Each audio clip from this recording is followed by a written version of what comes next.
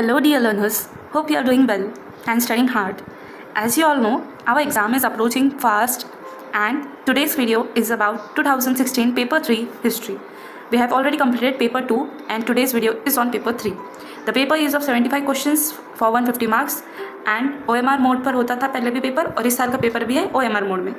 हमने इसी के साथ में आज और एक वीडियो बनाया है about the MH set, which is something really wrong about the set exam.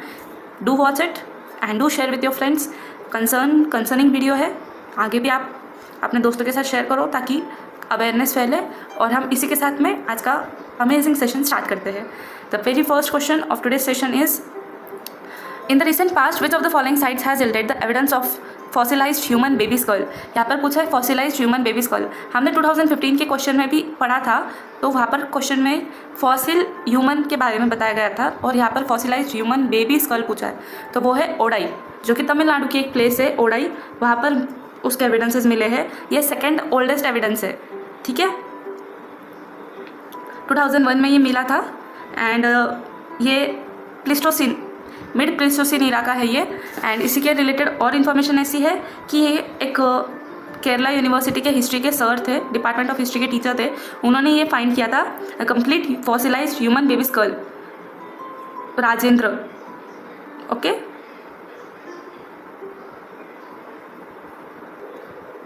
And yes, इसमें एक और पॉइंट ये ऐड करो कि 1.66 लाख ईयर्स अगो मिला, ओल्ड है ये जो फॉसिल है, ये इतना पुराना है, और ये सेकेंड ओल्डेस्ट है, ठीक है. आगे पढ़ेंगे हम. Second question, which among the following sites provide evidence of domestication of animals in Mesolithic period. Domestication, dogs का डोमेस्टिकेशन होता था, ये तो हमें पता है. तो और कौन सी प्लेसेस है जहाँ पर ये डोमेस्टिकेशन होता था? ये है, क्वेश्चन का आंसर है ऑप्शन 3, आदमगढ़, बागोर और लोतेश्वर. आदमगढ़, बागोर और लोतेश्वर. आदमगढ़ और बागोर का है, राजस्थान में है, और Loteshwar is in Gujarat. Okay, sorry, Adamgarh है मध्य प्रदेश में, मेसोलिथिक साइट है, जहाँ पर से एविडेंस मिले हैं कैटल के, शिप के, गोट्स के, पिग्स के और डॉग्स के, बोन्स के एविडेंस मिले हैं. और कुछ वाइल्ड एनिमल्स के भी है, जैसे डियर रहता है, बारहसिंगा होता है, उनके भी एविडेंस. फिर जो बागोर है वो राजस्थान की साइट है, मेसोलिथिक साइट है, वो भी 4th millennium BCE, before Christ वाली सेंचुरी है. वही वहाँ पर से भी शिप्स एंड गोट्स के बोन्स के एविडेंसेस मिले हैं. ओके, उसके बाद में कुछ वाइल्ड एनिमल्स जैसे वाइल्ड पिग, बोर, बफेलो, उनके भी एविडेंसेस मिले. फिर लोतेश्वर है नॉर्थ गुजरात में, वो भी एक मेसोलिथिक साइट है, वहाँ से domestication of sheep, goat and cattle, इसके एविडेंसेस मिले. ये सब बोन्स एविडेंसेस है.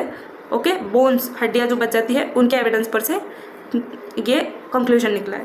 Question number 3, match the items of list 1 with list 2. Antique and उनके स्पॉट्स. ऐश माउंट, आएगा पट्टा, 11 headed Bodhisattva, stone relic boxes, Kanheri, Mathura, Sanchi, Utnur. ठीक है, तो हमें आंसर फाइंड करना है कि कौन से कहाँ से मिले हैं. तो सबसे पहले तो हम देखेंगे ऐश माउंट, जो कहाँ से मिला है, उतनूर से मिला है, ये है उतनूर. उसके बाद में हमारा जो आएगा पट्टा है, ये है मथुरा. कंकातिली, आएगा पट्टा जैनिज्म से रिलेटेड है, और ये जो बाकी 3 है ये बुद्धिज्म से रिलेटेड है, ठीक है. और फिर 11 हेडेड बोधिसत्व, ये हमें कहाँ से मिलते हैं, मथुरा, सॉरी कन्हेरी से मिलते हैं, कन्हेरी, ठीक है. और स्टोन रिलिक बॉक्सेस कहाँ से मिले हैं, सांची. ऐश माउंट, उतनूर तेलंगाना की प्लेस है, ये नियोलिथिक कल्चर से एसोसिएटेड है. उसके बाद में आइडिया पट्टा है table of homage, tablet of homage, Jainism से एसोसिएटेड है. और मथुरा, कंकाली तिला बोलकर एक प्लेस है नियर मथुरा, वहाँ पर मिलता है ये. वो एक ऐसे स्लैब्स होते हैं, टैबलेट्स स्लैब्स होते हैं जो डेकोरेटेड होते हैं विथ ऑब्जेक्ट्स लाइक स्तूपा, धर्मा, चक्रा, तिरत्न, जो जैनिज्म से एसोसिएटेड चीज़ है, उनसे वो है उस पर बनाई हुई स्लैब्स पर. उसके बाद में जो 11 हेडेड बोधिसत्व है, इनका काफ़ी सिग्निफिकेंस है. और कन्हेरी के जो केव्स है, केव नंबर 41, वहाँ पर आपको 11 हेडेड बोधिसत्व की इमेज मिलेगी. ओके, अवलोकितेश्वरा जो है ना, the only image in this form जो इंडिया में अवेलेबल है, वो यहीं से मिलती है. Sanjay Gandhi national park near Mumbai, Kanheri कहाँ पर प्लेस है, मुंबई. फिर उसके बाद में स्टोन रिलिक बॉक्सेस, जो उनके रिलिक्स जो रिमेन्स थे, उनका बॉक्सेस सांची में है, ancient Buddhist site of Sanchi. जो स्तूपा है ना हमारा,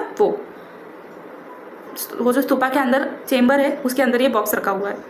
आगे देखेंगे. 4th, most of the Harappan seals are made of steatite. ये तो अभी सबको ही पता होगा, सॉफ्ट स्टोन होते हैं 2x2 के, 2x2.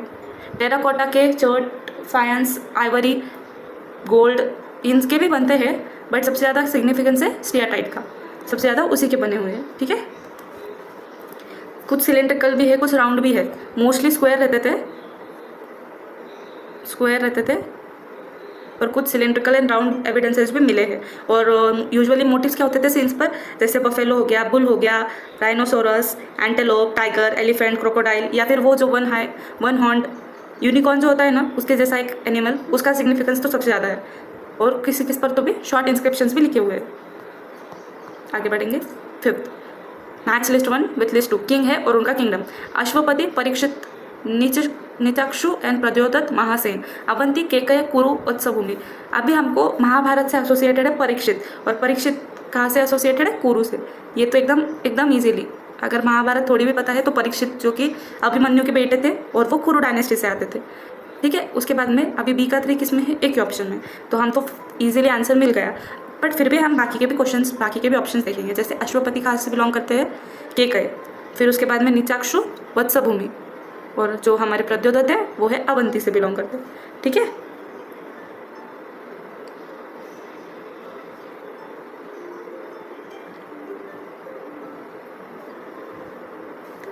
चलो और कुछ डिटेल्स अगर आपको चाहिए तो हम आगे भी वीडियोस कवर करने वाले हैं, उसमें तो आपको वीडियोस उसमें डिटेल्स मिलेगी ही।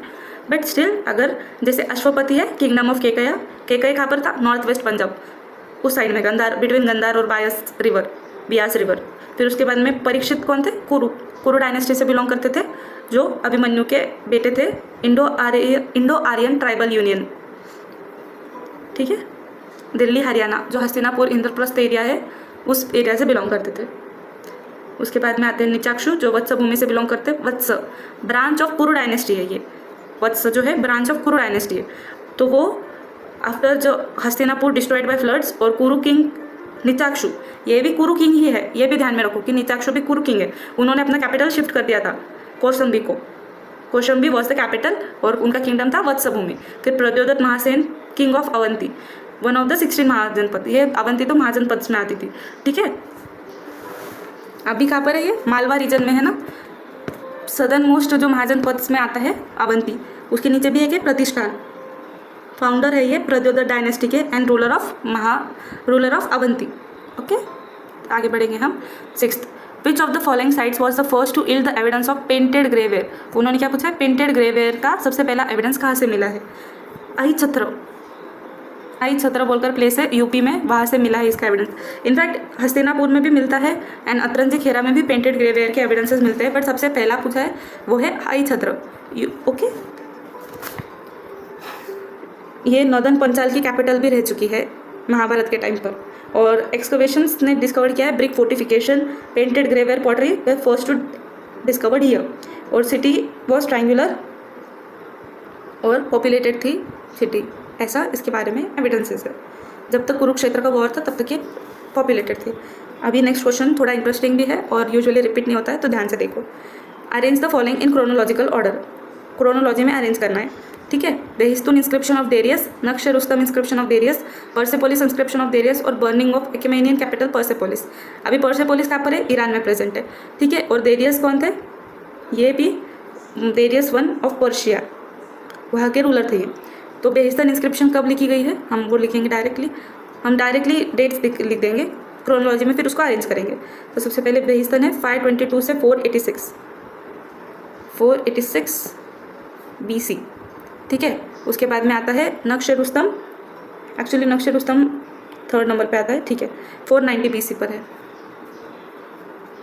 फिर पर्सेपोलिस इंस्क्रिप्शन आता है 2nd नंबर पर 515 BC। उसके बाद में आता है हमारा burning of Achaemenian capital 330 BC। Achaemenian capital Persepolis को किसने बर्न किया था, किसने डिस्ट्रॉय किया था? अलेक्जेंडर द ग्रेट ने। ओके, उन्होंने वहाँ के सारे ट्रेजर्स लूट लिए थे, उसके बाद में उन्होंने कैपिटल को बर्न कर दिया था, along with its palaces, fort, सब बर्न कर दिया था। अभी हम देखेंगे कौन सा आंसर, कौन सी क्रोनोलॉजी वाइज करेक्ट है। 1, ऑप्शन A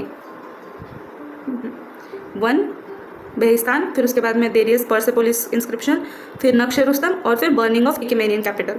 ठीक है, बाकी हम एक्स्ट्रा डिटेल्स ऐसी है कि नक्श रुस्तम को DNA इंस्क्रिप्शन भी बोला जाता है, इसे DNA इंस्क्रिप्शन भी बोला जाता है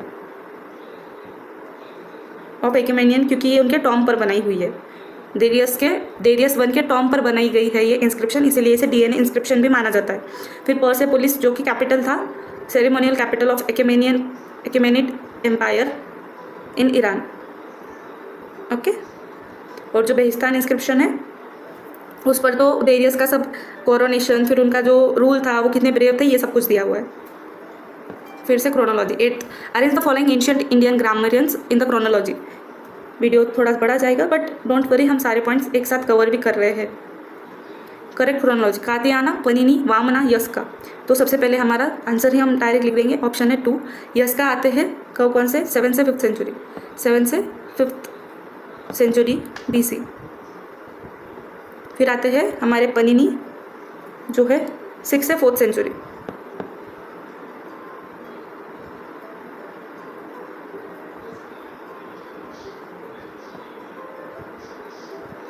पनीनी ने अष्टध्यायी लिखी है, ये तो सबको पता है। यस्का ने निरुक्ता लिखा है, निरुक्ता बोलकर बुक है उन्होंने, he is remembered for his work Nirukta and also wrote the book शक्तयाना।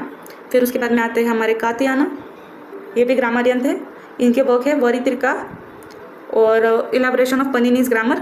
ये कौन से ईरा में थे, 2nd सेंचुरी BC।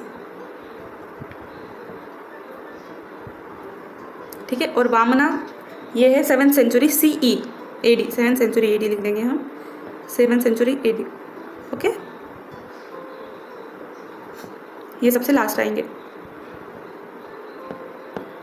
और वामना कौन थे, ग्रामरियन ही थे ये, उन्होंने लिखा है कसिक वृत्ति बोलकर एक commentary of Varanasi which is a commentary on Panini. ठीक है, उनके साथ में जय आदित्य बोलकर भी एक थे, वामना के साथ में एक थे जय आदित्य, उन्होंने भी कमेंट्री लिखी थी इनके साथ मिलकर, जय आदित्य बोलकर थे, उन्होंने लिखी थी कमेंट्री कविस्कृति,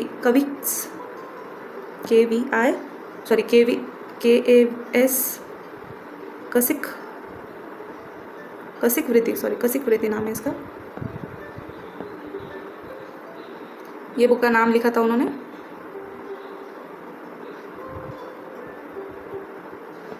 और ये पनीनी के, ये कमेंट्री थी पनीनी के वर्क की।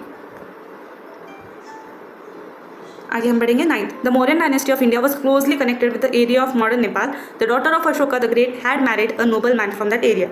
अभी यहाँ पर उन्होंने पूछा है कि इनका कनेक्शन क्या था। तो सबसे पहले तो कनेक्शन ऐसा था कि आजर्शन एंड रीजनिंग है, तो दोनों भी सही है। Option A, both A and R true और R is correct explanation of it.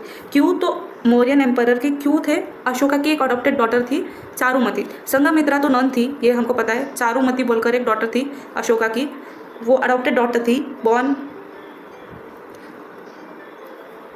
और फिर उसके बाद में उन्होंने एक नेपाली प्रिंस देवपाला से शादी की थी काठमांडू के, and she is believe to be the founder of oldest Buddhist monastery of Nepal.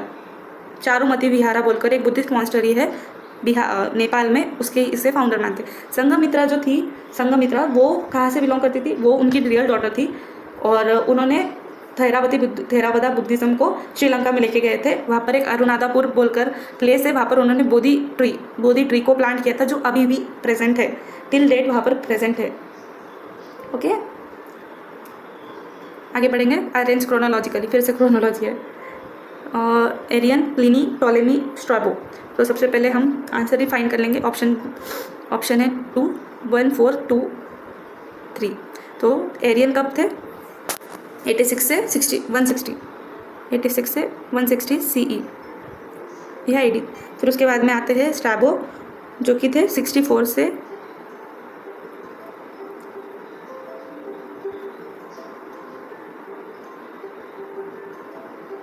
24। Okay, 64 BC से 24 AD है ये।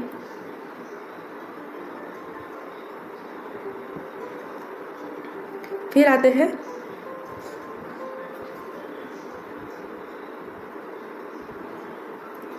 आते हैं हमारे प्लिनी, 23 AD, 23 से लेकर 79 AD। और टोलेमी जो कि एक ग्रीक राइटर थे, वो आते हैं 100 से 170।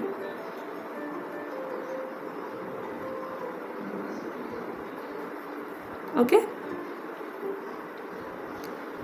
ये हमने अभी डायरेक्टली लिख लिया है, बट आपको अगर कॉन्फिडेंट है तो आप इसे कॉपी कर लीजिए, या फिर मैं PDF प्रोवाइड कर दूंगी अपने टेलीग्राम चैनल पर। आप वहाँ से भी लिंक डिस्क्रिप्शन में दी गई है, आप PDF डाउनलोड कर सकते हैं टेलीग्राम चैनल पर जाकर। सब्सक्राइब भी कीजिएगा ताकि कोई भी इन्फॉर्मेशन हो वो मिस ना हो। आगे बढ़ेंगे 11th। The cultural sequence of excavated sites of Hastinapur from bottom upwards is as under. Okay, तो कल्चरल सिक्वेंस फिर से वही है, ईयर्स लिखने हैं। Kushan period, NBP ware period, OCP period, PGW period. Okay, तो सबसे पहले आता है हमारा ऑप्शन 3 है इसका करेक्ट आंसर, ऑप्शन 3। ओके, सो सबसे पहले आता है OCP पीरियड। OCP पीरियड आता है सबसे पहले, जो कि कौन सा पीरियड है? ओकरे कलर्ड पॉटरी पीरियड। ठीक है, ओकरे coloured pottery period, 2nd million BC। Bronze से इससे एसोसिएटेड है, 2nd millennium BC, bronze culture से एसोसिएटेड है। उसके बाद में आता है पेंटेड ग्रेवेयर पॉटरी, जो हमने अभी पढ़ी थी, अही चतरा में मिली थी सबसे पहला एविडेंस। तो ये है 1200 BC से लेकर 600 BC। ठीक है, Mathura was the largest site for painted grey ware pottery. फिर उसके बाद में आता है northern black painted ware, urban iron age culture from 700 to 200 BC। और फिर आता है कुशान पीरियड आता है 30 से 375 AD, 30 से 375 AD। ओके,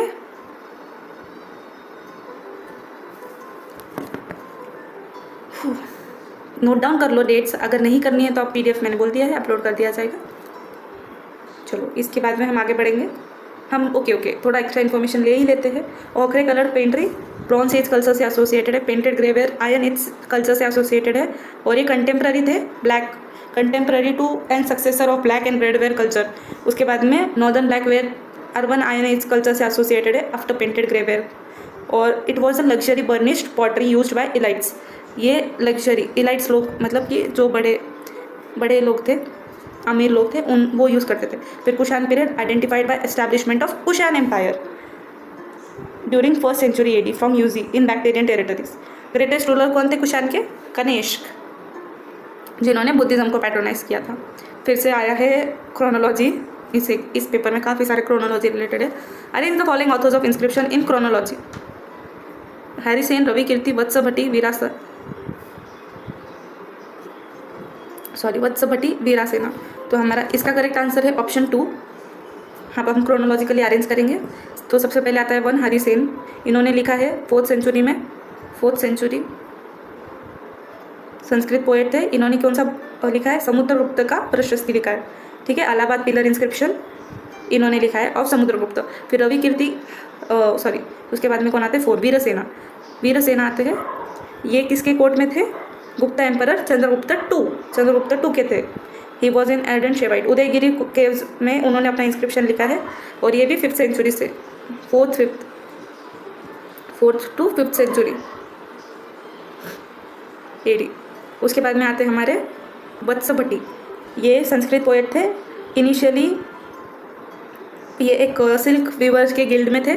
उसके बाद में इन्होंने कंपोजिशंस लिखना शुरू किया था। रिवील द यूज़ ऑफ काव्य ऑफ हिस टाइम। कौन से टाइम से? ये 5th century से, ये भी प्योरली 5th century से। ठीक है, फिर हमारे रवि कीर्ति किससे एसोसिएटेड है? पुलकेशिन II, उनका आईहोल पिलर इंस्क्रिप्शन, ये आते हैं 7th century।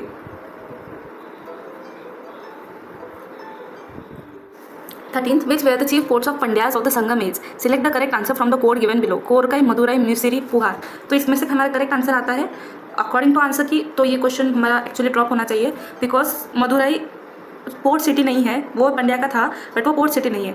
Korkai is the correct answer, it is a port city. Muziris भी एक पोर्ट सिटी है, बट ये वेस्ट साइड में आती है। और कावेरीपट्टनम भी पंड्यास की नहीं थी, तो इसीलिए हमारे आंसर ड्रॉप होता है, ड्रॉप। ओके, हम इसके साथ में आगे बढ़ेंगे। Next question, according to inscription assertions, who among the following rulers used to honour all religions. इसमें से इंस्क्रिप्शंस के थ्रू पता करना है कि कौन से ऐसे रूलर्स थे जिन्होंने सारे रिलीजन्स को रिस्पेक्ट दी है। तो ये है हमारे 2 ही rulers, Ashoka and Kharavela. Option 14 का है ऑप्शन 2, कनिष्क नहीं है, अशोका एंड खारवेला। ठीक है, आप एज पर इंस्क्रिप्शनल असर्शंस, मतलब जो उन्होंने इंस्क्रिप्शंस लिखे उसके ऊपर से ये कंक्लूजन निकलते हैं। जैसे अशोका की डॉग टेडिक थी 12th नंबर की, जिसमें उन्होंने बोला था कि the faith of others All deserve to be honored for one reason or another. By honoring them, one exalts one's faith and at the same time performs a service to the faith of others. मतलब खुद के भी faith को मानो और दूसरों की faith की भी रिस्पेक्ट करो, ठीक है। फिर खारावेला ने भी, जो कि एक कलिंगा के थे, बिलोंग टू महावेगमना डायनेस्टी, इन्होंने हाथी गुम्फा इंस्क्रिप्शन में लिखा है pattern of all religious orders. उससे उन्होंने बताया कि वो सारे रिलीजन्स को मानते थे, वो थे जैन, वो उन्होंने जैनिज्म को पैट्रोनाइज किया, वो खुद जैन थे बट सारे रिलीजन्स को उन्होंने एक्सेप्ट किया था। 15th, assertion and reasoning. Immediately after his accession to the throne, Maharaja Kharavela launched on a career of a Digvijayan. Having heard about the exploits of Kharavela, Dimita, an Indo-Greek king of eastern Punjab, retreated to Mathura from where he planned to challenge Kharavela. अभी ये दोनों बात कर रहे हैं, मतलब ऐसी बात कर रहे हैं कि जो ये किंग थे महाराजा खारावेला, लॉन्च अ करियर फॉर दिग्विजन, कंक्यूरर, उन्होंने स्टार्ट कर दिया था। वो बात सही है कि जैसे उन्होंने थ्रोन को लिया था वो उन्होंने स्टार्ट कर दिया था, और ये किस पे मेंशन है, हाथी गुम्फा इंस्क्रिप्शन में मेंशन है, ओके। फिर उसके बाद में उन्होंने क्या बोला है, having heard about exploits Dimita and Indo Greek king of eastern Punjab retreated to Mathura, ठीक है।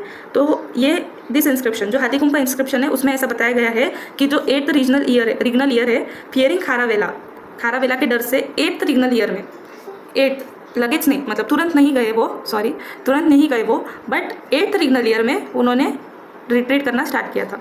दिमिता of eastern Punjab retreated to escape with his demoralised army, उन्होंने कोई चैलेंज नहीं किया था, इसलिए हमारा करेक्ट आंसर रहता है option 3, A is true but R is false।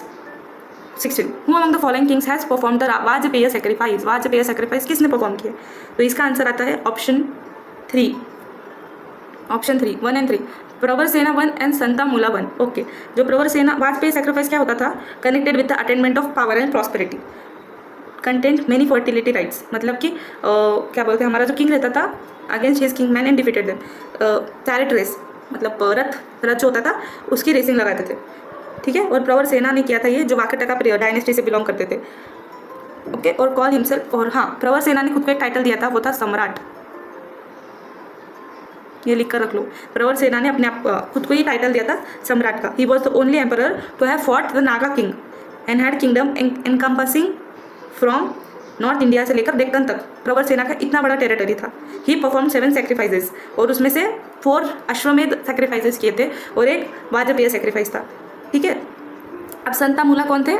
ये थे, कौन से डायनेस्टी से बिलोंग करते थे ये है इक्ष्वाकु डायनेस्टी। इक्ष्वाकु डायनेस्टी से बिलोंग करते थे ये संतामूला, और 2nd सेंचुरी से कृष्णा गुंटूर रीजन, जो आंध्र प्रदेश का एरिया है, वहाँ पर थे ये।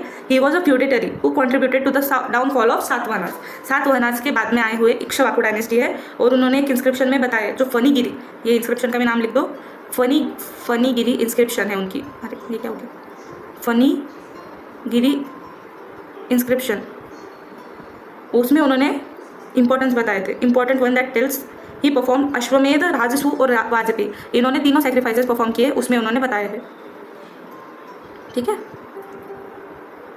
आगे हम बढ़ेंगे इसके बाद में 17। अब हमारा वीडियो का स्पीड थोड़ा बढ़ाना चाहिए क्योंकि बहुत ज़्यादा बड़ा वीडियो बनेगा।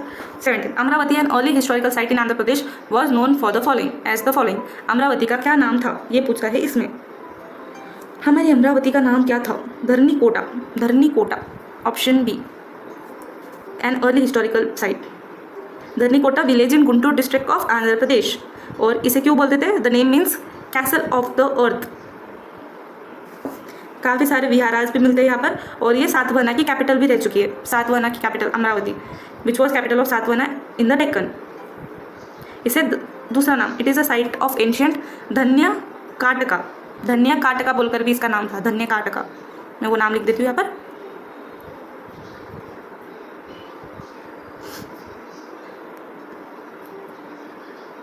सातवाहना से रिलेटेड है place, okay. 18th, assertion and reason. The foremost success of Gupta Emperor Chandragupta II was his victory over the mighty Saka Satrap dynasty of Gujarat. It could have given the Guptas access to Indian trade with the Mediterranean. अभी इसका answer है ए, और ए क्यों answer है? क्योंकि ये दोनों एक ही चीज़ के बारे में बात कर रहे हैं। जो चंद्रगुप्त II थे उन्होंने फिनिश किया था इनको गुजरात को डायनेस्टी को फिनिश किया था, इसीलिए उनका मेडिटेरियन के लिए एक्सेस ईजी हो गया था, ठीक है ना। वेस्ट साइड में आता है, फिर वैसे ही मेडिटेरियन के लिए ट्रेड होता था, तो इसीलिए एक्सेस ईजी हो गया था। 19, the Hunas issued coins only in Huns issued coin only in, 2 option है इसके 2 and 3, सिल्वर एंड कॉपर। ये क्या हो रहा है? Okay, silver and copper. Hunas were the nomadic savages और tribes who lived in neighbourhood of China. China से आते थे ये लोग, चाइना के पास से, और उन्होंने काफ़ी सारे एक्सपीडिशंस किए थे, काफ़ी ज़्यादा डिस्ट्रक्शन भी किया हुआ है। और सेंट्रल एशिया, उन्होंने अपना किंगडम पर्शिया से लेकर टू खोटन इन सेंट्रल एशिया, इतना बड़ा था उनका। उनकी 2 ब्रांचेस थी, और जो सबसे ज़्यादा एडवांस थी वो थी वेस्ट, जो वेस्ट को एडवांस करती थी। वन रोमन एम्पायर की तरफ जाती थी वेस्टर्न साइड में, और जो अदर ब्रांच थी वो थी इंडिया के साइड में आने वाली। तो जो इंडिया में आई थी उसको वाइट हुनास बोलते थे। इंडिया में जो आए थे उन्हें क्या बोलते थे? White Huns.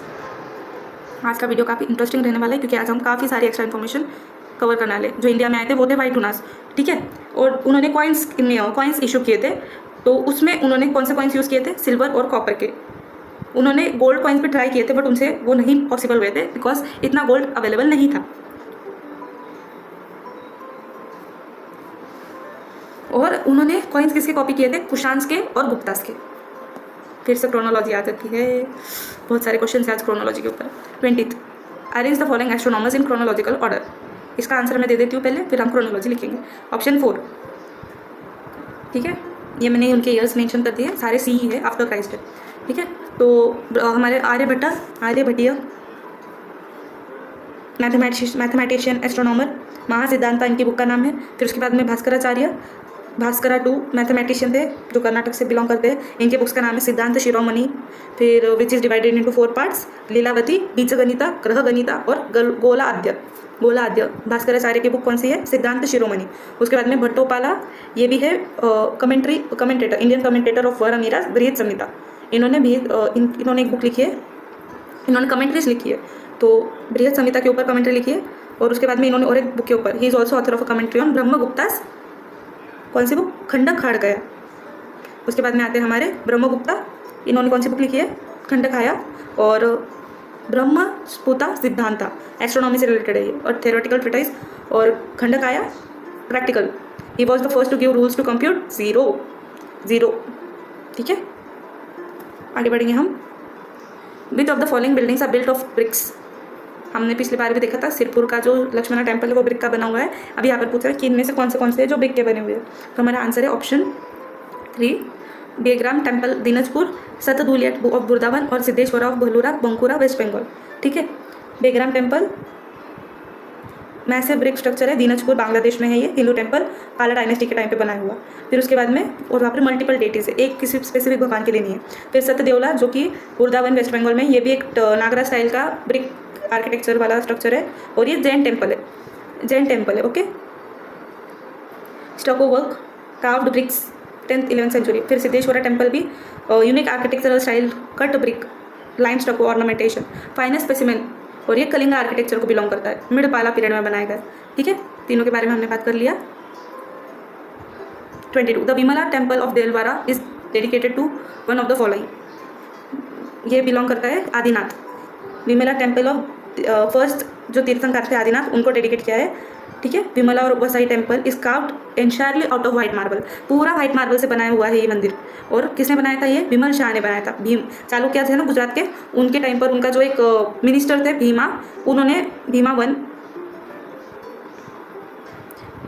विमल शाह जो कि मिनिस्टर थे भीमावन, चालुक्यन किंग भीमावन के जो मिनिस्टर थे विमल शाह, उन्होंने बनाया हुआ है विमला टेम्पल, ठीक है।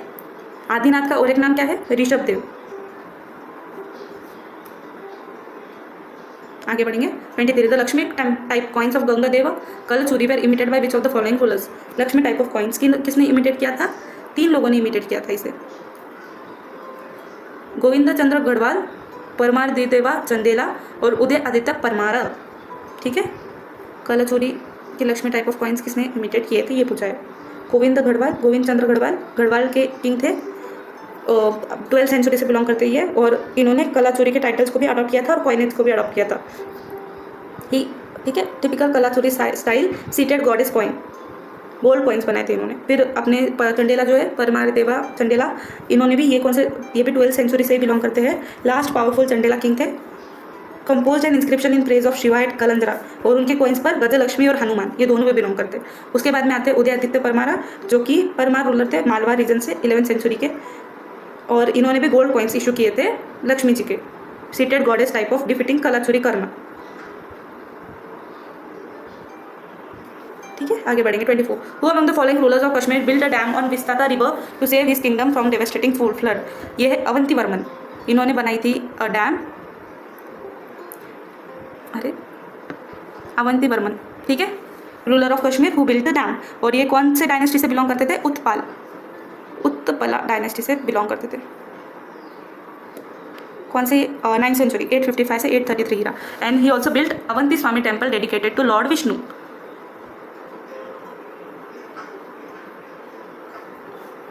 आगे बढ़ेंगे 25.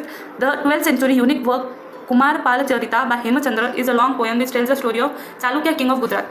It illustrates the rule of Sanskrit and Prakrit grammar also. तो इसका आंसर है हमारा ऑप्शन ए. सीधा सीधा दोनों भी एक ही चीज़ के बारे में बात कर रहे हैं इसीलिए. और कुमारपाल चरिता रिटन बाय हेमचंद्र, ये भी नोट डाउन कर लो ताकि नेक्स्ट एग्जाम में बुक्स एंड ऑथर्स में अगर आए तो आपको ध्यान में रहे. ठीक है, चालुक्य डायनेस्टी ऑफ गुजरात. अभी हमने भीमावन के बारे में पढ़ा है. वही हेमचंद्र जैन डिवोटी थे और उन्होंने जैनिज्म को काफ़ी स्प्रेड किया था. ये भी इनके लिए पॉइंट है, जैनिज्म को काफ़ी स्प्रेड किया था.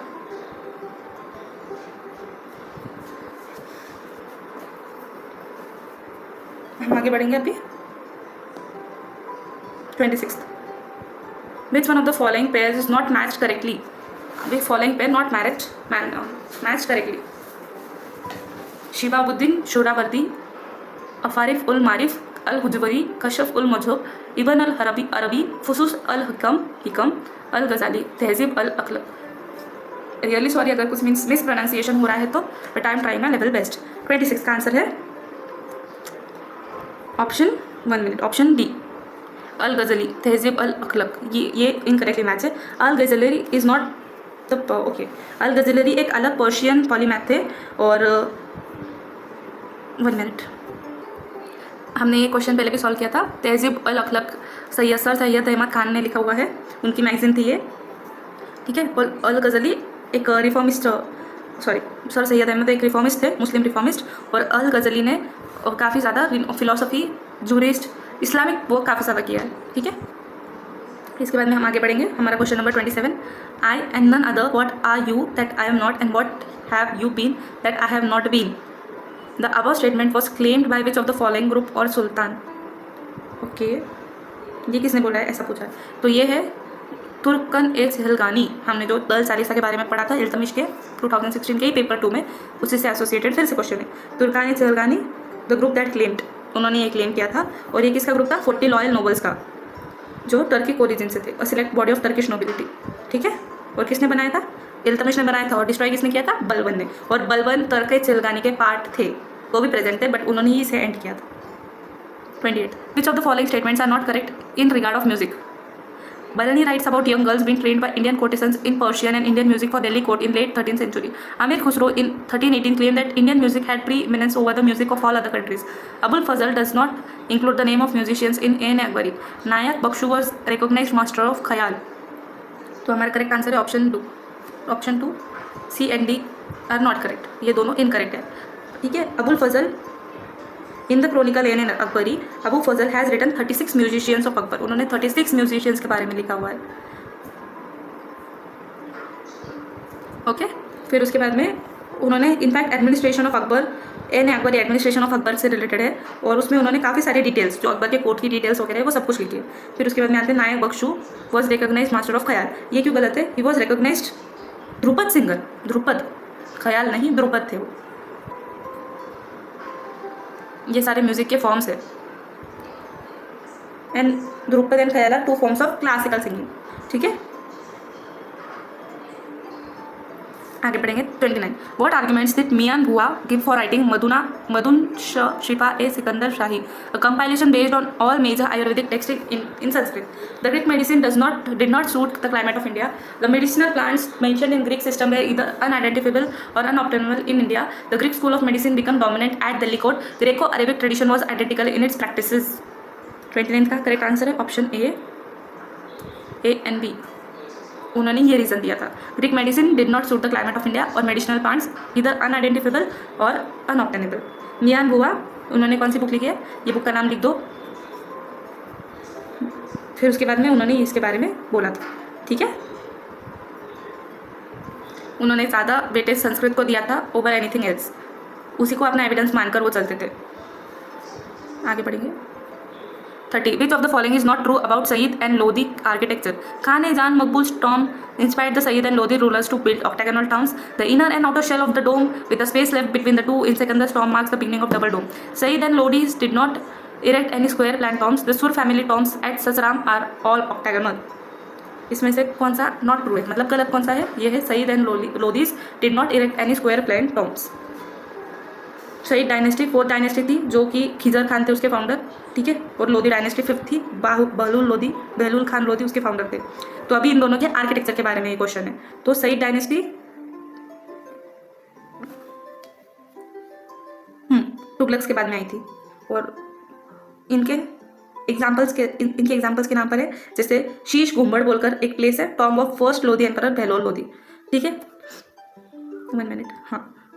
फिर उसमें क्या पूछा है कि इन्होंने not erect any square plan tombs. तो ये जो जो बोल रही हूँ मैं शीश गुम्बड़ बोलकर एक टॉम्ब है बहलोल लोधी की, उसमें उन्होंने स्क्वायर प्लान ही बनाया हुआ है। Okay,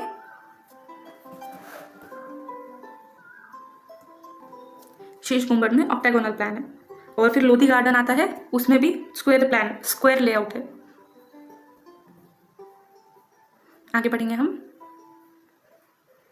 31. Match list 1 with list 2. Qalb Hasham Fawajil Taufir cavalry trooper enhancement in the estimated income of the iqta army excessive revenue over and above the assigned revenue, ठीक है। तो इसमें से हमारा करेक्ट आंसर है ऑप्शन बी। ये सारे टर्म्स लिख कर रखो, अलग PDF अलग पेजेस पर लिख कर रखो। जो टर्म्स ह्यूमन से एसोसिएटेड है वो अलग लिखो, जो टर्म्स प्लेसेस या थिंग्स से एसोसिएटेड है उसे अलग तरीके से लिखो, अलग पेज पर लिखो। तो सबसे पहले क्लब आता है 3, आर्मी, हाशम माने कि कैवलरी ट्रूप जो चलती आर्मी थी, चलते थे पैरों से, वो वाले। फिर फवाजिल कौन थे? Excessive revenue over and above the assigned revenue. और तौफिर माने enhancement in the estimated income of iqta. Okay. 32. As the wind destroys the tree and the locust of the shelly crop, so did the Yavanas destroy the usages of Kashmira. The kingdom of Kashmira was polluted by evil practices of the Melachas. The above statement about Kashmir was made by which of the following chronicles of Kashmir? ये statement किसने दिया था? ये दिया था zone राजा ने दिया था ये स्टेटमेंट। और ये स्टेटमेंट किससे एसोसिएटेड है? जोन राजा, उन्होंने कश्मीरी हिस्टोरियन थे ये, इन्होंने बुक लिखी है द्वितीय रजत तरंगिनी, इन्होंने ये बुक लिखी है। अरे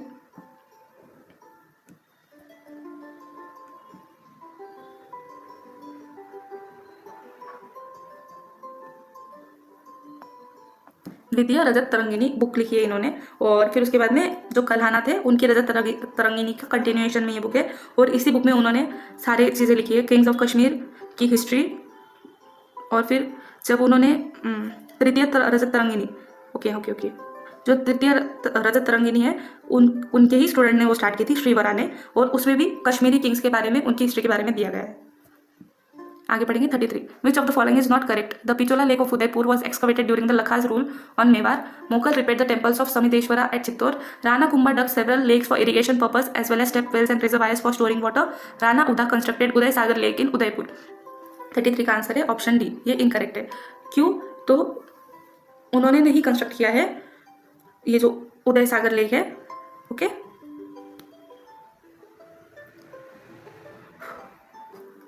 1599 में गिरवा पोर्शन में जो मेवाड़ एरिया में है वहाँ पर एक मैन मेड लेक बनाना स्टार्ट हुई थी, जिसको ही कल्टीवेशन के लिए यूज़ करना था। आगे जाकर उसी लेक का नाम बन गया है उदय सागर लेक, ठीक है। और it was built on Deraj river. और उसी के ऊपर फिर से बाद में उदय सागर डैम भी बनाया हुआ है। बाकी सारे स्टेटमेंट्स करेक्ट है, सिर्फ लास्ट का स्टेटमेंट रॉन्ग है। 34. Suha but strove hard so that the Sultan at his suggestion ordered all the Brahmanas and learned Hindus should become Muslims and those who did not accept Islam should leave the realm. In the above statement reference is made to which of the following Sultan by Ferishta? ये किसके बारे में बोला गया है? सुल्तान Sikandar of Kashmir, ठीक है। सुल्तान सिकंदर फेरिश्ता, उन्होंने सुल्तान सिकंदर कौन से डायनेस्टी से बिलोंग करते थे? शाहमीरी डायनेस्टी से बिलोंग करते थे। और वो फेमस थे for his conversion of Hindu people to Kashmir to Islam में कन्वर्ट करने में काफ़ी फेमस थे। उन्होंने काफ़ी सारे टेम्पल्स को भी डिस्ट्रॉय कर दिया था, हिंदू राइट्स वगैरह भी प्रोहिबिट कर दिए थे, ठीक है। इनफैक्ट क्लोथिंग भी उन्होंने हिंदू स्टाइल में बंद कर दी थी। 35. The given below assertion reason. Bengal Sultan Ruknuddin Barbaq Shah I was the great patron of Bengali literature. Barbaq Shah I conferred the title of Guna Raja Khan to Maladhar Basu in acknowledgement for his achievement in the field of Bengali literature. हमारा answer है ए, दोनों भी एक ही चीज़ के बारे में बात कर रहे हैं। और रुकनुद्दीन ये जो सुल्तान थे इलियास शाही डायनेस्टी से बिलोंग करते थे। लिख दो ये भी, कौन से डायनेस्टी से बिलोंग करते थे?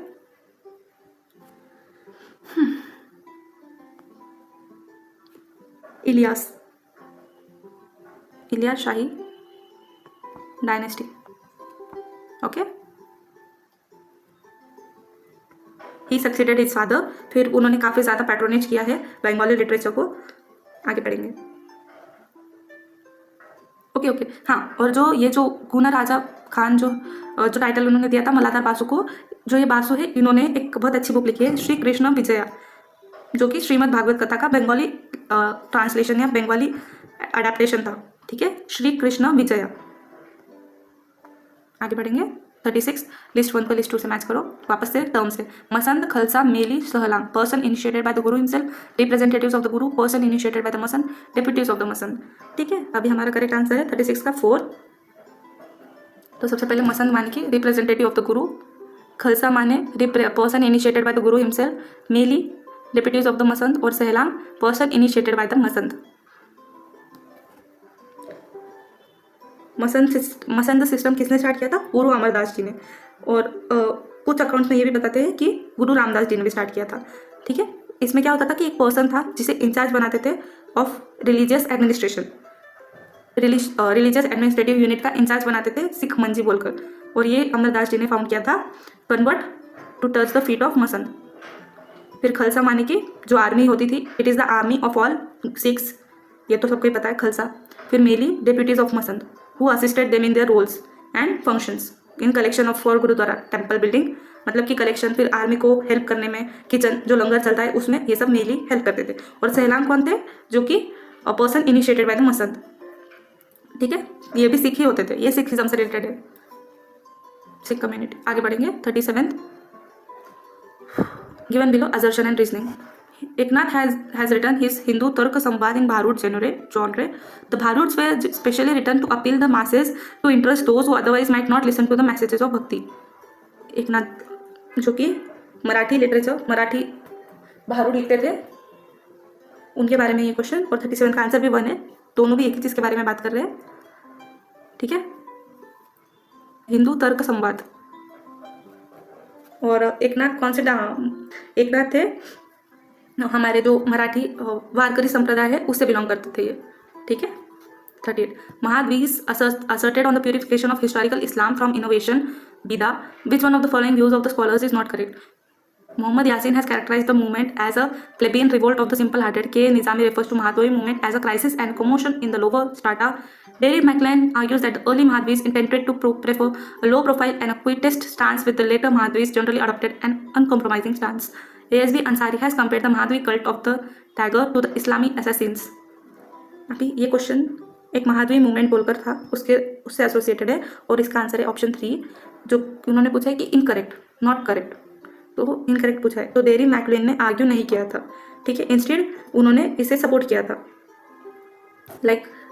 उन्होंने स्टार्टिंग से ही ऐसा स्टांस लिया था, deployed a rhetorical strategy, bold and unexpected manner to claim the Mahadvij identity uncontaminated by worldly connections. उन्हें कभी लो प्रोफाइल ऐसा कुछ उन्होंने बोला नहीं था। ठीक है। 39 Consider the following statements concerning the Mughal zamindars. Zamindar holding a full pargana had to render military services with a fixed contingent. Zamindar holding only a part taraf of a village in pargana paid salami. One half of the zamindar's territory whose revenue zamindars were to deposit in the state treasury was known as talpat. ये सारे terms लिख कर रख लो, ये terms लिख कर रखो क्योंकि अगले एग्जाम में आ सकते हैं। हमारा करेक्ट आंसर है option B, option 3, A and B दोनों करेक्ट है। ठीक है, फुल परगना उनको मिलिट्री सर्विस देनी पड़ती थी, और जो ओनली पार्ट तरफ ऑफ फ्यू विलेजेस उन्हें सलामी पे करनी पड़ती थी। उसके बाद में इन्होंने लास्ट में क्या पूछा है? 1/2 ऑफ जमींदार territory deposit in the state treasury, ये उन्होंने पूछा है। तलपत से रिलेटेड बात पूछी है। ठीक है, next question. A large number of marks and symbols, sometimes accompanied by the names of individuals, are found inscribed on almost all the stones used in the construction of medieval monuments. These marks and symbols carried some purpose. Which of the following is not relevant in regard to of inscribing? To identify the creator, inscribed marks should be exclusive of creator. Stone supplier or mason should be marked to identify a building and the owner of a building. ये relevant नहीं था. 41. Which of the following European travelers commented that in India there was no academics except madrasa where systematic study of Western sciences could be taken up. Thus interest in Western science and philosophy was individual and died with the individual. ये है फ्रांकिस burner ने बोला हुआ. French physician थे जो कि औरंगजेब के time पर प्रेजेंट थे. इनफैक्ट उनके डॉक्टर भी थे ये. उन्होंने बोला है इंडियन एजुकेशन के रिलेटेड. ओके, आगे बढ़ेंगे. Which one of the following statement is not correct in regard to painting? Mughal emperor Humayun brought master Abdul Samad and Mir Sayyid Ali from Persia in 1555. Correct. Akbar established a large atelier that undertook the illustration of Hamza Nama. Correct. Jahangir period rejected European influence on painting. ये गलत है. In the 18th century regional paintings came into existence depicting specially Krishna leelas. Correct. तो जहांगीर के time पर उन्होंने in fact वो खुद ही काफ़ी ज़्यादा इन्फ्लुएंस थे. तो वो और उस टाइम पर ही ऑयल पेंटिंग भी आ चुकी थी, रियल लाइफ पोर्ट्रेट्स, फिर अलग अलग techniques of light and shading, ये सब कुछ शेडिंग करने की भी टेक्निक्स आ गई थी. तो ये सारी उनके कोर्ट में दिखती थी. 43. Assertion and reasoning. Coarse minar is a category of architecture that developed with a clear association with road networks. Minar's primary function was to serve as markers of the following correct route for the destination. Option A है इसका correct answer, क्योंकि दोनों भी एक ही चीज़ के बारे में बात कर रहे हैं. मीनार्स जो कि कोस मीनार्स जो कि बनाए गए थे ग्रैंड ट्रंक रोड पर, तो वो बताते थे लोगों को डायरेक्शन. उनका अभी भी जैसे मीनार्स होते हैं, चांद मीनार, कुतुब मीनार, ये ऐसे बड़े बड़े मीनार है, तो वो लोगों को हेल्प करते थे डायरेक्शन पता करने में. आगे पढ़ेंगे. 44. कॉइन और उसका टाइप. सिक्का, न्यूली कॉइंड रूपी, चहलानी. अच्छा, यहाँ पर ये पूछा है कि not correctly match. Chalani coin struck in the preceding years. Khazana coins current from the former reign. Pat, actual weight of the coin is less than the face value. Pat यानी कि एक ऐसी प्लेस होती थी या फिर ऐसी जगह जहाँ पर मार्केट रहे या कुछ रहे, और ये मराठी लैंग्वेज का वर्ड है ये पेट. जैसे कि बुधवार पेट है पुणे में, जहाँ काफ़ी फेमस मार्केट एरिया है. आगे बढ़ेंगे. 45. Which of the following is not correct in relation to the village community? Buchanan survey of Buchanan's survey of South India became the basis of theories about the Indian village community. B.H. Baden-Powell saw the village community as a mere expression of the operation of joint property by heirs of an original single proprietor. W.H. Weiser opined that the village servants and artisans were attached to the village. Hiroshi Fukusawa found the ruler, artisans and servants were tied to the village rather than to the individuals. Option है इसका 3, ये incorrect है, not correct. ठीक है, उन्होंने ऐसा नहीं बोला था कि servants and artisans were attach to village. ठीक है, वे are not attach to village, उन्होंने ऐसा बोला था. W.H. वाइसर ने ये बोला था, जो कि महाराष्ट्र के बलूतेदार्स थे, तो उसी के एसोसिएटेड में ये वर्ड है कि जो विलेज सर्वेंट्स एंड आर्टिसंस है they were not attach to the village. Okay. Aurangzeb 46. Aurangzeb farman to Rasik Das and Mohammad Hashim throw light on declining agriculture and oppressive taxation, problem of light of peasantry from land, peasant uprising specially that of Satnamis and Jats. 46 का answer है option 2. 46 का answer है, अरे option 2 है. ठीक है, ए and B उन्होंने उनके फरमान में टू रसिक दास बोला था. मोहम्मद हाशिम और रसिक दास को जो फरमान भेजा था उसमें उन्होंने इसके बारे में बात की थी, declining agriculture, oppressive taxation. Okay, क्योंकि उस टाइम पर रेवेन्यू जो कि था वो 50% ऑफ टोटल प्रोड्यूस था, और उसको कैश में ही कलेक्ट करना है, not in goods, only cash. फिर ये जो इदारा सिस्टम चालू था उस टाइम पर, जो जहांगीर ने स्टार्ट किया था, उसकी वजह से काफ़ी सारी प्लेसेस भी लाइक सब कुछ, रेवेन्यू का शॉर्टेज था, आर्मी शॉर्टेज था, लैंड शॉर्टेज था, सब कुछ स्टार्ट हो गया था. जिजिया. 47. जिजिया was reimposed by Aurangzeb in 1679. What is the argument of Satish Chandra on the reimposition of जिजिया by Aurangzeb? तो इसका आंसर है ऑप्शन 3, द reimposition of जिजिया. अरे ये क्या हो रहा है? Okay. The reimposition of jizya marked a deepening political crisis due primarily to the restoration of the situation in the Deccan. क्यों उन्होंने जिजिया को फिर से स्टार्ट किया था, इसके रिलेटेड ये क्वेश्चन है. और उसके ऊपर सतीश चंद्र जो हिस्टोरियन थे मेडिवल हिस्ट्री के, उन्होंने क्या स्टेटमेंट दिया ये पूछा है. जिजिया क्या था? Is a per capita yearly taxation on non Muslims के ऊपर लगाया गया ये टैक्सेशन था. ठीक है, उसको औरंगजेब ने रीइम्पोज किया था. अकबर ने उसे बंद कर दिया था, पर औरंगजेब ने उसे फिर से स्टार्ट किया था. 48. Tufat al-Hind written by Mirza Muhammad for Aurangzeb's grandson Prince Muizuddin Jahandar Shah deals with which of the following? तुफत al Hind ये म्यूजिक से रिलेटेड है. बुक का नाम लिख दो और उसका ऑथर भी देख लो. देखो ये भी इंपॉर्टेंट चीज़ है, ध्यान में रखना. ठीक है, Tuhfat gift from India. Tuhfat al Hind encyclopaedic exposition of the current Indian sciences, और उसका थीम किससे रिलेटेड था? म्यूजिक से। और एक और पॉइंट, अब औरंगजेब ने बहुत ट्राई किया था म्यूजिक को कंट्रोल में करने का, बट औरंगजेब के टाइम पर ही सबसे ज़्यादा बुक्स लिखे गए म्यूजिक से related. 49th, which of the following are correct explanation in regard of Maratha interest to support the Mughal emperor against the invasion of Nadir Shah? 49th, Marathas consider Nadir Shah's invasion an intrusion by an outsider, correct? If Nadir Shah was to stay in India and found a new dynasty, it would be a big blow against Maratha ambition. फिर उसके बाद में Shahu instructed Bajirao to hurry to aid of the emperor in accordance with the understanding to Aurangzeb that whenever the empire was in any difficulty, Marathas would help. Bajirao immediately rushed to help Mughal empire army. तो इसका answer है option ए। ये जो 1, 2 and 3 है ये correct है, A B C है ये करेक्ट है, but D is not true. ठीक है। 13 February 1739 जब मुगल आर्मी और नादिर शाह में कन्फ्रंटेशन हुआ था, तो मोहम्मद शाह जो एम्परर थे उन्होंने तो सरेंडर कर दिया था, but on the other side Mughal army was also supported by Maratha. ठीक है। 50 आगे बढ़ेंगे। अरे question number 50, regional history is important for better understanding of historical developments, given below are the list of authors and books on regional histories. ठीक है। इसमें से पूछा है not correctly matched, not correctly matched author और books, G D. Sharma, Rajput polity, study of politics and administration of the state of Marwar, फिर Hiroshi फुकुजा, medieval Maharashtra. इन्होंने ये बुक नहीं लिखी है, इनकी है द मेडिवल डेक्कन। हमारा आंसर है ये करेक्ट। ओके। ऑप्शन 2, इन्होंने कौन सी बुक लिखी है? Medieval Deccan. Peasant social system and state 16th to 18th century 1991, जो डील करती है with local administration, caste, slavery, village structure, community in the Maratha kingdom. आगे की भी देखेंगे हम। सुशील चौधरी ने कौन सी बुक लिखी है? From prosperity to decline 18th century Bengal, और मुहिबुल हसन ने Kashmir under the sultans. Question important है, मार्क कर लो इसे। आगे बढ़ेंगे। क्रोनोलॉजिकली अरेंज, ट्रीटी ऑफ एसी, treaty of Lahore, treaty of Rajghat, subsidiary treaty with Nizam of Hyderabad. Okay. तो हमारा करेक्ट आंसर है ऑप्शन डी। ऑप्शन 2 सबसे पहले आता है सब्सिडरी, जो 1800 में हुआ था, 2 अक्टूबर और 12 अक्टूबर 1800। फिर उसके बाद में आता है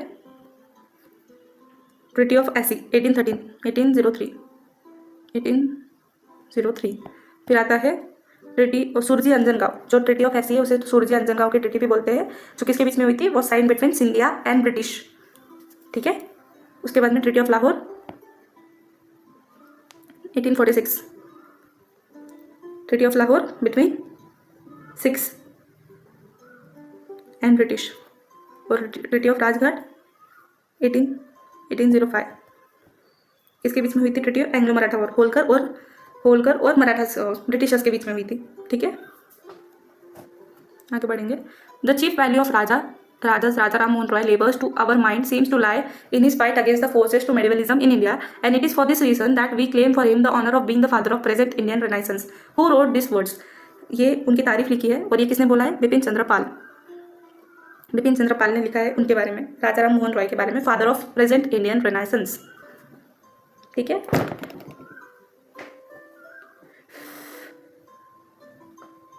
आगे बढ़ेंगे हम। 53, who among the following was the first native professor in Elphinstone institute Bombay in 1835? कौन थे ये? बाल गंगाधर जाम्बेकर। ये फादर ऑफ मराठी जर्नलिज्म भी बोला जाता है इन्हें, बाल गंगाधर जाम्बेकर को, और for his effort of initiating journalism in Marathi. ठीक है। और इन्होंने विडो रीमैरिज के ऊपर भी काफ़ी वर्क किया है, और इनका न्यूज़पेपर कौन सा था? फर्स्ट न्यूज़पेपर दर्पण, लिख लो ये न्यूज़पेपर का नाम, जिसमें उन्होंने विडो रीमैरिज के बारे में काफ़ी सारी बातें लिखी है, काफ़ी इन्फॉर्मेशन लिखी है। फिर इसके बारे में उन्होंने साइंटिफिक माइंड सेट भी बनाना स्टार्ट किया था जो अनएजुकेटेड इंडियंस थे उनका, और उन्होंने इसी का रिजल्ट था जो उन्होंने विडो रीमैरिज स्टार्ट किया था। सपोर्ट बाल गंगाधर शास्त्री जाम्बेकर को, और एक नाम है बाल शास्त्री जाम्बेकर। ठीक है। और उन्होंने और एक सोसाइटी भी फाउंड की थी, Bombay native journal library, the Bombay native journal library उन्होंने फाउंड की थी। आगे बढ़ेंगे। 54, when was the first female school opened इन रावलपिंडी? कब स्टार्ट हुई थी रावलपिंडी में फर्स्ट फीमेल स्कूल? दिसंबर 1856। ठीक है। With British efforts the first female school was opened at Rawalpindi under the supervision of mister Brown. पहले तो 17 स्कूल्स थे, and total number of girls कितने थे? 306। 55, the vernacular press act 9 of 1878 became law on March 14 and it was operative in all the provinces except Madras because Madras में क्यों नहीं था ये? Where the press in Indian languages were not yet strong, वहाँ पर अभी तक इतना स्ट्रांगली प्रेस स्टार्ट नहीं हुआ था इंडियन लैंग्वेज में। ठीक है, 14 मार्च को जो लॉ बना था वर्नाकुलर प्रेस एक्ट 9, और ये किसने इनैक्ट किया था? Lord Lytton, then viceroy of India. और ये लॉ क्यों आया था? सेकेंड एंग्लो अफगान वॉर के बाद में ये एक्ट आया था। आगे बढ़ेंगे हम। 1884 88 a 22-year-old Hindu women was taken to high court by her husband. What is the name of this case? ये केस काफ़ी फेमस है, इसका नाम क्या है? Rakhmabai and Dadaji case. Rakhmabai and Dadaji case, my grandparents name was this, so I actually remember it very well. 1884 से 1888। ठीक है, रखमाबाई जो कि फर्स्ट इंडियन फिजिशियन थी फीमेल, और उन्होंने फर्स्ट प्रैक्टिसिंग वुमेन डॉक्टर इन कॉलोनियल इंडिया। उन्होंने अपने हस्बैंड के साथ रहना रिफ्यूज़ किया था, और उनकी पहले तो बचपन में शादी हो गई थी, फिर उसके बाद में वो अपने घर पर थे, बट जब उनकी एज हो गई थी उन्हें वापस से लेने आए थे, जब उन्होंने रिफ्यूज़ कर दिया था, इसीलिए फिर उन्होंने केस फाइल किया था और डिवोर्स हुआ था, फर्स्ट डिवोर्स। आगे बढ़ेंगे। In which year the very famous book Stri Purush Tulana a comparison between women and men of Tarabai Shinde was published. Stri Purush तुलना कब पब्लिश की थी? 1882 में। ताराबाई शिंदे फेमिनिस्ट एक्टिविस्ट थे वो, उन्होंने पैट्रियार्की के अगेंस्ट काफ़ी प्रोटेस्ट भी किया था, और उन्होंने स्त्री Purush Tulana a comparison between women and main ये बुक भी लिखी है 1882 में, मराठी में लिखी गई बुक है ये। ठीक है। 58 in which year was Indian national social conference session separated from the session of Indian national congress? Difficult question. ये है 1895। इंडियन नेशनल कांग्रेस कब फाउंड हुई थी? 1885 में हुई थी। फिर उसके बाद में Indian national Congress social conference session जो कि होते थे वो किसने फाउंड किया था? एमजी रानाडे और रघुनाथ राव ने स्टार्ट किया था 1887 में। 1887 में इसे स्टार्ट किया था एमजी रानाडे और रघुनाथ राव ने। ठीक है, as a social reform organisation of INC. फिर उसको उसके सेशन साथ में होते थे, मद्रास में फर्स्ट सेशन हुआ था 1887 वाला, फिर सारे सेशन साथ में हुए थे, और फिर लेटर 1895 में उन्हें सेपरेट कर दिया था। ठीक है, आगे बढ़ेंगे। 59 chronologically arrange the following agrarian revolt of late 19th century. Chronologically arrange करना है तो हमारा Kuka revolt of Punjab, agrarian revolt of Pabna, indigo revolt of Bengal, Deccan agricultural disturbances. तो करेक्ट आंसर है ऑप्शन बी, ऑप्शन 4। तो हम इसे अरेंज कर देंगे। ये हमारे ईयर्स लिख दिए हमने। ठीक है, तो सबसे पहले इंडिगो रिवोल्ट आता है जो कि बंगाल में हुआ था, 2.5% जो इंडिगो को काफ़ी लो प्राइस देते थे उसके अगेंस्ट था। फिर कोका रिवोल्ट भागवत जवाहर मल उन्होंने स्टार्ट किया था। फिर उसके बाद में एग्रेरियन रिवोल्ट आता है जो कि पबना डिस्ट्रिक्ट में हुआ था, जमींदार के अगेंस्ट था ये, पीजेंट्स का रेजिस्टेंस, सॉरी बांग्लादेश रीजन में आता है ये। फिर उसके बाद में डेक्कन एग्रीकल्चरल डिस्टर्बेंस जो महाराष्ट्र अहमदनगर पुणे वाले एरिया में हुआ था due to increasing agrarian distress. Deccan riots भी हुए थे 1875 में, जिसमें उन्होंने टारगेट किया था जमींदार जोर के घर को, और फिर सारे डॉक्यूमेंट्स वगैरह जला दिए थे, अपने पास लेकर जला दिए थे। 60 match list 1 with list 2 Dadabhai Naoroji. Okay, presidents of INC and the years of presidentship, ये भी पढ़ लो। तो दादाभाई नौरोजी, सुरेंद्रनाथ बैनर्जी, विलियम बेडनबर्न और डॉक्टर एनी बेसेंट। सॉरी। तो हमारा आंसर है ऑप्शन ए। दादाभाई नौरोजी कब थे? 1886 एंड 1893। फिर आते हैं Surendranath Banerjee 1895 and 1902, William Wedderburn 1989 and 1910, और एनी बेसेंट आते हैं 1911 एंड 1917। आगे बढ़ेंगे हम। अभी हमारे कुछ क्वेश्चंस बचे हैं, पास कर लेंगे। आज का वीडियो थोड़ा सा बड़ा हो गया, उसके लिए सॉरी, बट हम ट्राई करेंगे कि हम सारे पॉइंट्स भी कवर करें। Which among the following places they set up the Vedanta centres when Swami Vivekananda visited USA in 1899? कौन से सेंटर्स बनाए थे? 4, option D, C and D, San Francisco and Los Angeles. ठीक है, they set up as Vedanta centres, और जब ये शिकागो में कॉन्फ्रेंस करने गए थे तब। प्रैक्टिकल वेदांता बोलकर उन्होंने अपनी टीचिंग्स को स्प्रेड किया था, ये नोट कर लो point, practical Vedanta. 62 Who among the following wrote the novel The Lake of Palms and whose Ramayana and Mahabharata in English were secured him a permanent place in Indo-Anglian literature? ये किसने लिखा है? रोमेश चंद्र Dutt, RC Dutt. ये काफ़ी ज़्यादा famous historian है, और इनके बुक्स काफ़ी ज़्यादा स्प्रेड भी हुए थे। 1848 से लेकर 1909 तक ये थे, और इंडियन सिविल सर्वेंट भी रह चुके हैं, economic historian, writer, translator of Ramayana and Mahabharata, फिर national leader of pre Gandhian era, contemporary of Naoroji और रानाडे। और उनकी बुक कौन सी है? Novel the lake of palms, 1932 में ये पब्लिश हुई थी। ठीक है, आगे बढ़ेंगे। From among the following who accepted the myth of the safety valve theory regarding the origin of INC. Safety valve theory किसने दी थी और हु एक्सेप्टेड, तो यह है CF Andrews and Girija Mukherjee, option 2। इन्होंने इसे कंप्लीटली एक्सेप्ट किया था safety valve theory. Safety valve theory क्यों बोलते थे, क्योंकि ब्रिटिशर्स ने पॉलिटिकल सिचुएशन ऐसी थी कि लोगों का रिबेलियन बढ़ रहा था, तो ब्रिटिशर्स ने ही उसे बनाया है ताकि वो कंट्रोल में रख सके इंडियंस को, इसीलिए सेफ्टी वाल्व थ्योरी बोला जाता है। ठीक है, ऐसा बोलते थे। It was said that INC was started by viceroy lord Dufferin with the help of an ex civil service member A.O. Hume as a safety valve against the popular discontent. 64 in which year did Swami Shraddhanand started gurukul Kangri at Haridwar. कौन से year में start किया था, 1902। Okay 1902 में start किया था। On March 4, 1902 to revive the ancient Indian gurukul system of education on the bank of Ganga. 65 in which year Lala Lajpat Rai and Ajit Singh were deported. कौन से ईयर में किया था इन्हें डिपोर्ट, 1907। बर्मा में उन्हें भेज दिया था exile because they were early protesters in the Punjab region of India challenging the British rule and openly criticized the Indian colonial government। इसीलिए उन्होंने पब्लिक प्रेशर भी जनरेट किया था और उसी के चलते उन्हें जेल हो गई थी। 66 who among the following published in 1908 first regular propaganda sheet the free Hindustan in USA। ये किसने स्टार्ट किया था, ये हमारे तारकनाथ दास, ऑप्शन 3 तारकनाथ दास, उन्होंने फर्स्ट स्टार्ट किया था। और ये एक इंडियन रिवोल्यूशनरी थे, इंटरनेशनलिस्ट स्कॉलर भी बोला जाता है इन्हें, professor of political science in Columbia. और इन्होंने ये फ्री हिंदुस्तान जर्नल स्टार्ट की थी जो एंटी ब्रिटिश प्रोपोगेंडा था। ठीक है, to protest against all tyranny is a service to humanity and duty of civilisation. इन्होंने ये मोटो दिया था, to protest against all tyranny is a service to humanity and the duty of civilisation. और फिर आगे जाकर ये गदर मूवमेंट में ग्रीव हो गया। फिर गदर मूवमेंट का भी जो अर्ली पार्ट था उसके भी फाउंडिंग मेंबर्स थे तारकनाथ दास। 67 who said a government is an instrument of service only in so far as it is based upon the will and consent of people. It is an instrument of oppression where it enforces submission of by coercion. Oppression therefore ceases when people cease to fear terror of law or arms. ये बोला है Mahatma Gandhi, option C। Okay, option 3 Mahatma Gandhi ji ने ये बोला है। ठीक है, आगे बढ़ेंगे। ये स्टेटमेंट बेस्ड क्वेश्चन भी ना, स्टेटमेंट्स भी लिखकर रखो क्योंकि एग्जाम में स्टेटमेंट्स रिपीट होते हैं as such. 68 who among the following was the editor of Bombay chronicle and was deported. कौन थे बॉम्बे क्रॉनिकल के एडिटर और उन्हें डिपोर्ट कर दिया था, बेंजामिन गाय हॉर्निमन।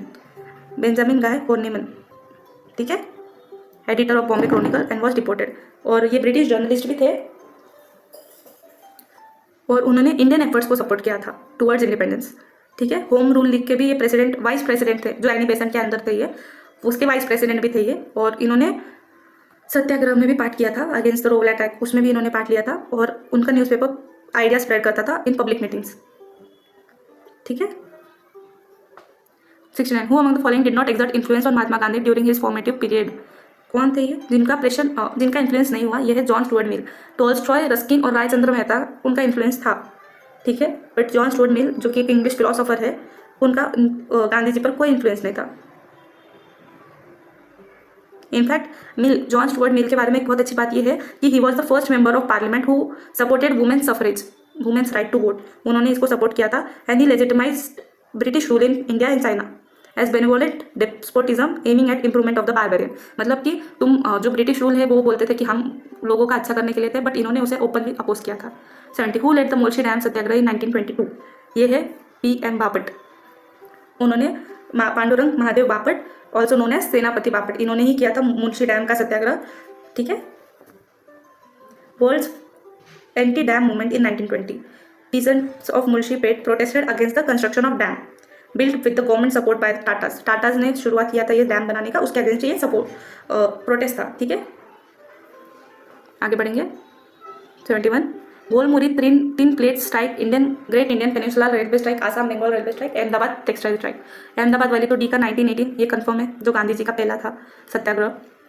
71 ओके, सो हमारा करेक्ट आंसर है ऑप्शन बी, जिसमें Golmuri 1929, great Indian peninsula railway strike 1930, railway Assam Bengal railway strike 1921 और अहमदाबाद टेक्सटाइल स्ट्राइक 1918। आगे बढ़ेंगे हम। Which national leader stated in 1929 that Congress was not a labour organisation but a large body comprising all manner of people. ये किसने बोला था? Jawaharlal Nehru, option 3 Jawaharlal Nehru ji ने बोला था ये। ओके, फिर 73 which Indian revolutionary abroad handed over command of INA to Subhash Chandra Bose. किसने कमांड दिया था? राज बिहारी बोस जी ने कमांड सौंप दी थी INA की to Subhash Chandra Bose in 1943। When was states reorganization commission appointed by prime minister Nehru. कब अपॉइंट की गई थी इसे? 1953। और इसका नाम क्या था? फजल कमीशन, जो कि किसके अंडर थी? Fazl Ali chairman, KM Panikkar and HN Kunzru. फिर उसके बाद में some of its recommendation were implemented in state reorganisation act of 1956-75 under which constitutional reform the dyarchy was introduced at provincial level. हमने इसके बारे में पढ़ा था, Montagu Chelmsford reform of 1919, option 2। ठीक है, डायरकी इंट्रोड्यूस की थी उन्होंने, और इसमें मॉन्टेग्यू कौन थे? सेक्रेटरी ऑफ स्टेट, और क्लेम्सफोर्ड थे विसरॉय ऑफ इंडिया। और डायरकी का मतलब क्या होता था? Colony to introduce self governing institution, इसके लिए उन्होंने डायरकी इंट्रोड्यूस की थी। डुअल गवर्नमेंट सिस्टम एक तरह से। ओके, आज का वीडियो थोड़ा सा बड़ा बन गया है, but hope you understand the content and the depth of knowledge. इसी के साथ में thank you for watching, do like share and subscribe.